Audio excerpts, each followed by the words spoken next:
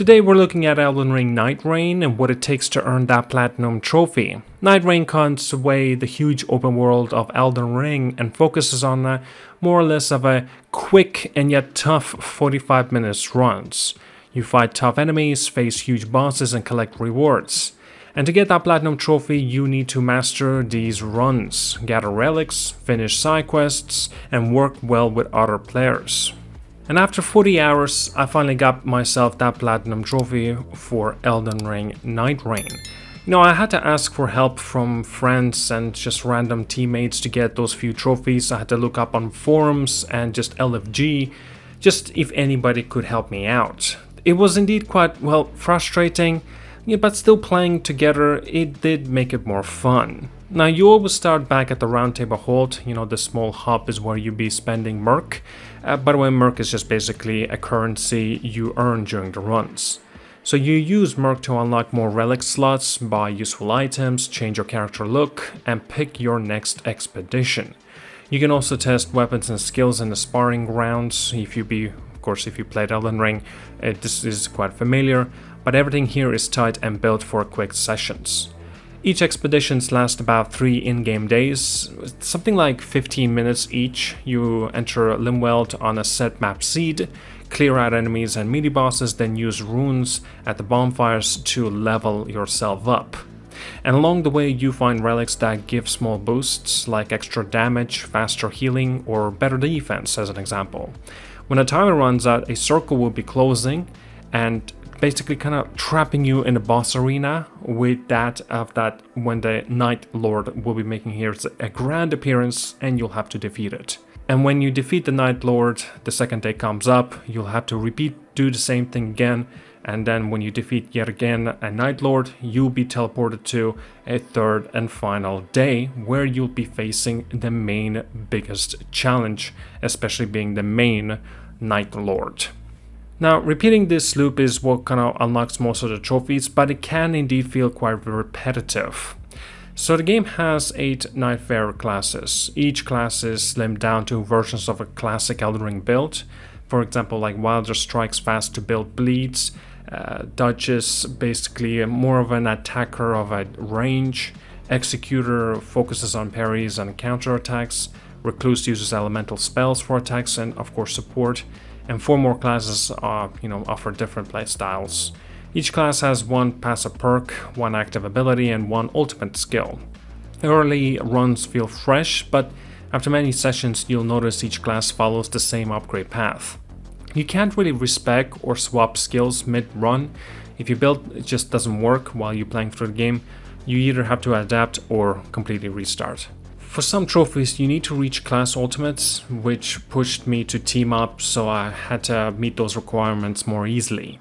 And relics also are supposed to spice up each run, but most players just chase the same one particular relics that are best for making you level up as quickly as possible. Other relics do give you minor damage boosts or resistance buffs, and they just don't feel they don't feel really worth it though. This makes you hunting for the same relic every run. And yet there's also remembrances, they unlock strong relics tied to each hero's backstory. They're basically more or less of a side quests, but only 1 player per run can pursue them. I believe so anyway. And coordinating that with random teammates is indeed quite hard as well. So I had to ask some of the friends or just join a community group and look up on forums, LFGs, just to get these sorts of quests done and unlock most of these trophies as well. It did add quite an extra work for this, but it did help me stay on track for the Platinum Trophy. Combat in Nightreign is definitely the biggest highlight. Enemy groups are small but indeed quite brutal, many bosses hit hard, and the Night Lords are multi-phased fights that tests your skills. You'll also face surprise invasions. There could be like very tough NPCs that look like your character or at least one of your characters. And yeah, they can be quite tough to deal with, but again, it's up to you and your choice if you want to deal with them or not. You can always run away. There's also environmental traps that force quick thinking, maybe landing a well-timed ultimate, keeping an aggro off your healer, and syncing attacks with your team creates an epic kind of a feeling, right? We did it moment. I practiced these fights with friends, sharing tips and celebrating those kind of narrow wins together. It really is a nice touch, I like that. Limworld is also built from a few repeating map seeds. Basically each seed has a terrain modifiers, they're called shifting earth zones. So they basically set landmarks like ruins or strongholds at random loot spots. And at first you find secrets in odd corners, and after dozens of runs, layouts just feel very familiar. Chests, mini-bosses, loot spawns barely change.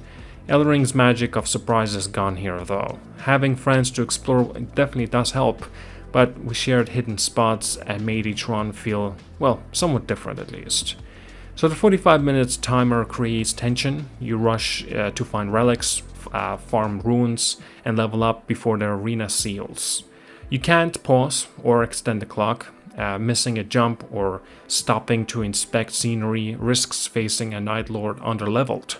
If you like exploring at your own pace or tweaking build mid-run, this pressure may stress you more than actually excite you. And for trophy runs, the timer is both enemy and a motivator. Feel earned success though. So there is a kind of an incentive, or at least somewhat of a hook. Now co-op in Nightreign's core is the core, right? Solo play is possible for sure, but it's quite punishing and I do not recommend it. I've tried already multiple times the solo play. I have done it once, I've gone through the whole expedition, but I do not recommend it. Now most players go back to a menu after a few failed runs alone. Matchmaking is a hit or a miss as well. Sometimes you get a great team, players revive each other, timing ultimate perfect, sharing flasks. Other times a teammate wanders off or just completely off quits. There's just no woke kick or penalty for leaving mid-run. Again, I do know they'll constantly say that you could receive a penalty if you leave mid-run, but honestly, I left on purpose because I don't want to waste my time, and I left a few times and I never got punished for it. So what is the point in that case? You say that you're gonna punish me, but you don't do it. Anytime I see, okay, this guy doesn't know what the hell he's doing, okay, I'm leaving. I don't want to waste my time because, like, again, guys, you don't really do any progress. You don't really make any progress while you're playing through these expeditions. If you leave, you leave. Nothing's gonna change. You don't make the progress, you don't lose anything. Well, other than time, of course. You know, I just found it easy to plan runs with specific friends or use community lobbies, so I wasn't just at the mercy of strangers. Now, class progression is another rigid point as well.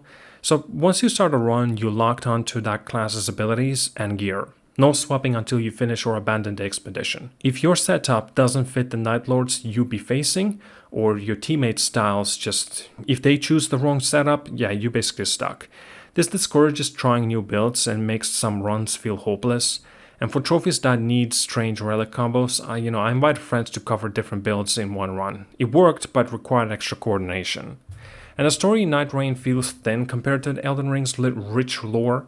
You find scraps of text, inspiring rounds, cryptic boss lines, and small details in a roundtable hold, but no grand narrative.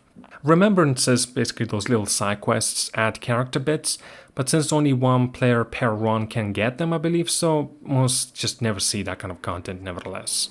And if you came for the epic world building, you will be disappointed. My friends and I turned lore hunts into mini events though, which made it more fun in that case. Now, on the technical side, Nightreign had launch issues. Some players saw frame drops in the heavy fights, clipping through the objects, and hitboxes just did not match up the models. The UI looks like Elden Ring's, but gets kind of cluttered in 3-player chaos. Tracking relics, ultimates, flasks, and enemy status in whole one screen can definitely overwhelm you. Changing gear can work, but just feels slow, interrupting your flow just when you want to push on. Now, the Platinum Trophy, and if you want to earn it, you will need to complete every single expedition, unlock all the relics basically, go through all of the expeditions in all different night fairs, or all different characters basically, beat all 8 Night Lords.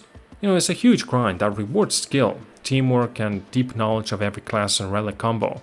Solo trophies are especially brutal, if you do it yourself. You face bosses alone without a safety net of the teammates. I depended on friends for some of these sections, which made parts easier, but just meant more scheduling, and you had to kind of work with this. Now, getting the Platinum means mastering high-risk, high-reward gameplay. You'll learn every boss pattern, perfect aggro, control, and choose the right moments for ultimates and flasks. Teaming up helps, but you still need to find specific people if they can actually do this or not.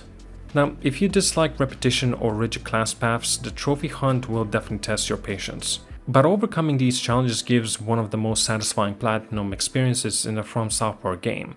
And despite the headaches of finding help, the final push felt like a real victory. In short, Elden Ring Nightreign offers lean, intense combat and some of the From Software's best boss fights in a short-run roguelike package.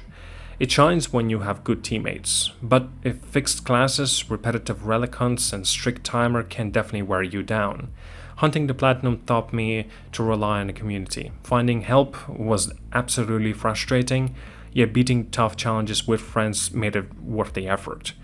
If you love tough co-op battles and don't mind replaying the same pretty much runs, Nightreign delivers a sharp, rewarding experience. Now, if you prefer open exploration, flexible builds, or solo-friendly designs, it may fall short of the epic journey you found in Elden Ring.